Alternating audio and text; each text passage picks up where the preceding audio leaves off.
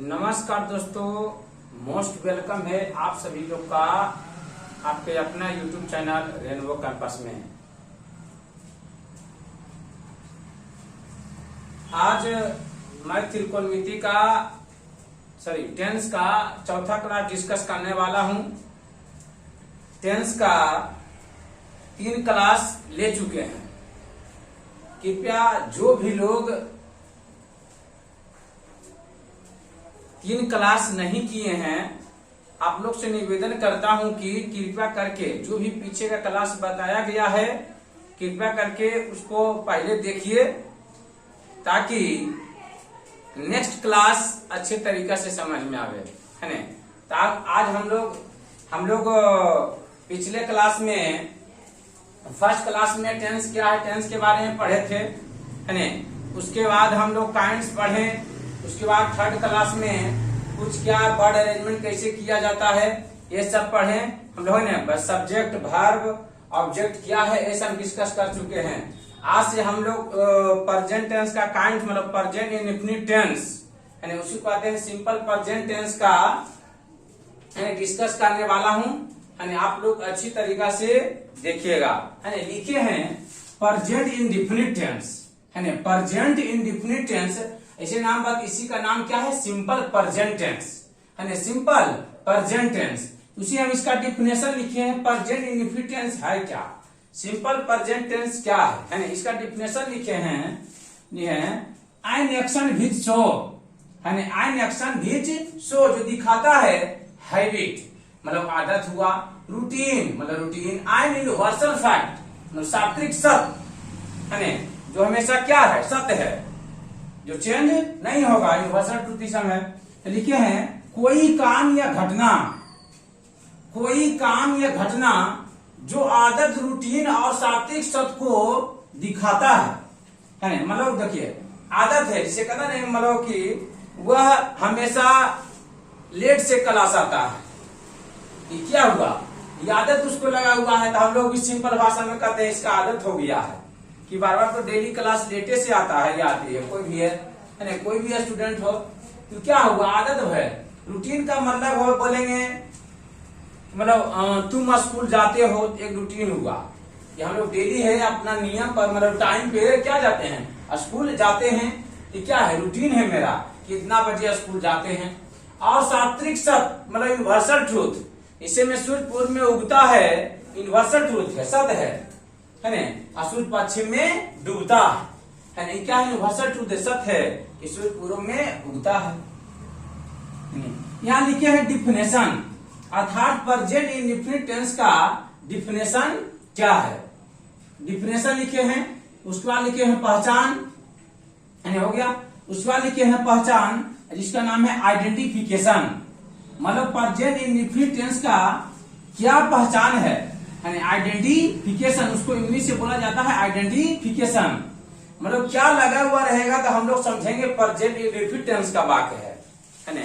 क्या लगा हुआ रहेगा तो हम लोग समझेंगे प्रेजेंट इंडेफिनिट टेंस का वाक्य है ना। लिखिए पहचान, जिस हिंदी वाक्य के क्रिया के अंत में, है ना, क्रिया के अंत में ता है, ती है, ते हैं, ता हूं का प्रयोग हुआ रहे तो उसे प्रेजेंट इंडेफिनिट टेंस का वाक्य समझते हैं। इसका पहचान हुआ है ना कि ता है, ती है लगा हुआ रहेगा, हम लोग क्या समझेंगे कि प्रेजेंट इंडेफिनिट टेंस का वाक्य है। उसके बाद हम बोले थे कि अगर हम पहचान पढ़ने के बाद हम लोग ट्रांसलेशन बनाना सीखेंगे। ट्रांसलेशन जो 6 कंडीशन है बताएंगे। आज हम अफर्मेटिव सेंटेंस का स्ट्रक्चर लिखे हैं। अफर्मेटिव सेंटेंस का स्ट्रक्चर जो होता है इसका सब्जेक्ट प्लस V1 या V5 प्लस ऑब्जेक्ट। यहाँ समझेंगे स्ट्रक्चर, सब्जेक्ट मतलब I we you they he she it name कुछ क्या कहलाएगा, सब्जेक्ट बनेगा। अब V1 या V5 तो हम बताए थे कि V1 या V5 वर्ब है। V1 क्या होता है, V5 कैसे बनाया जाता है ना।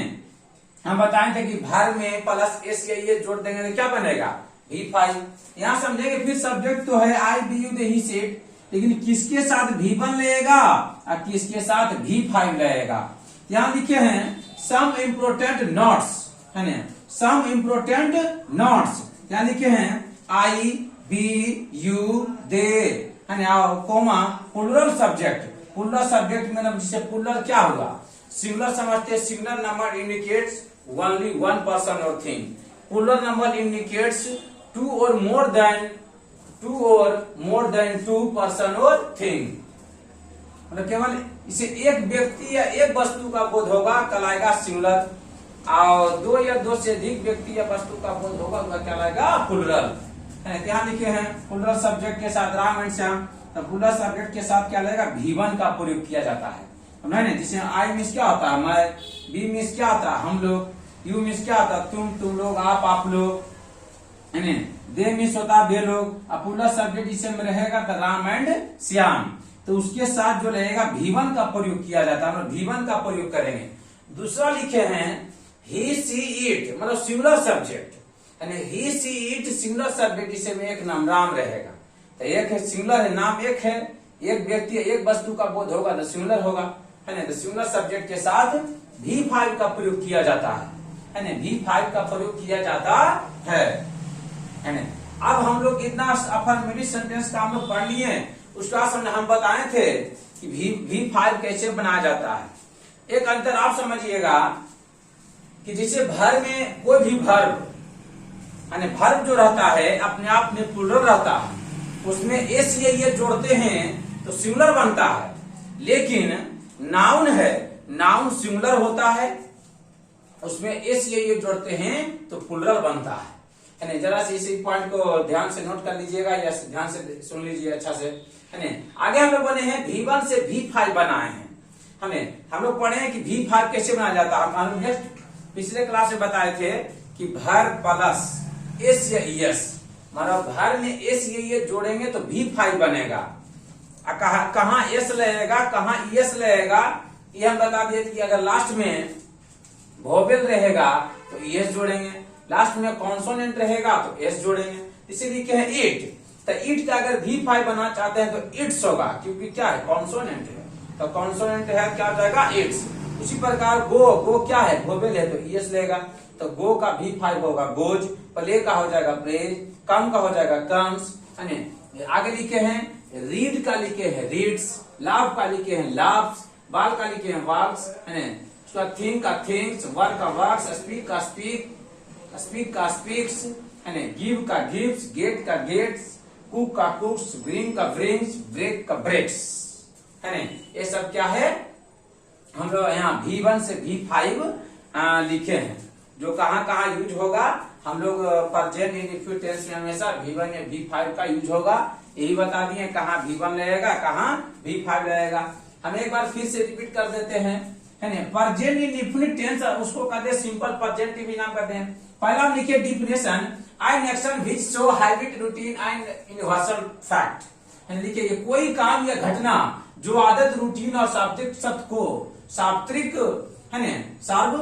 सत्य को दिखाता है, सार्वत्रिक सत्य को दिखाता है। जैसे कि मान लिया जाए यूनिवर्सल ट्रूथ, है ना, इसे अभी बताए ने कि जिसे में हैबिट है ना, हैबिट में क्या आता है, अभी कल बताए ने, इसको आदत हो गया है, डेली क्लास लेटे से ही आता है, ये क्या आदत हुआ।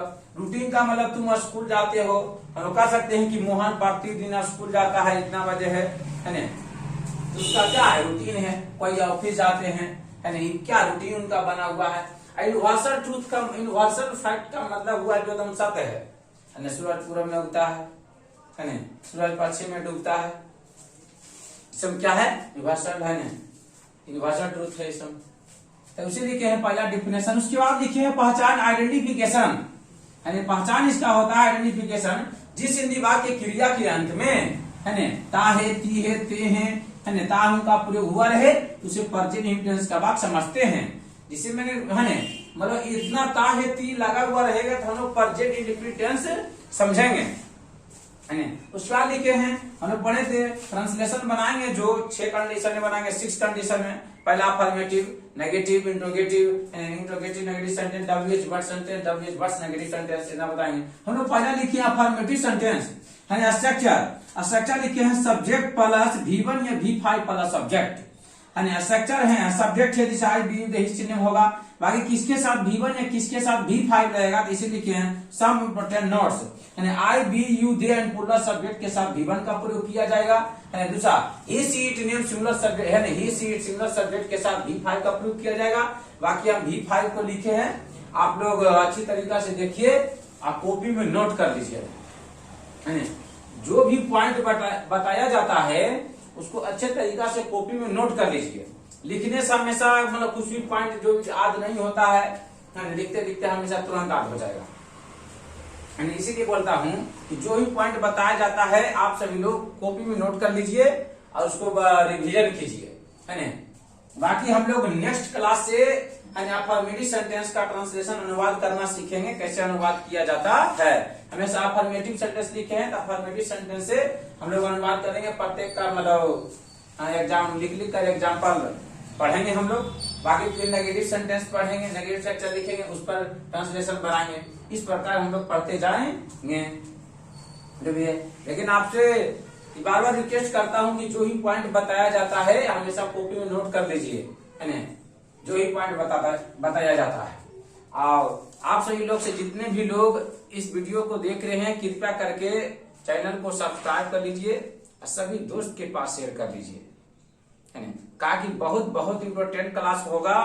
जो भी बताया जाएगा एकदम कंसेप्ट के साथ बताया जाएगा, कहीं भी डाउट नहीं रहेगा, है ना।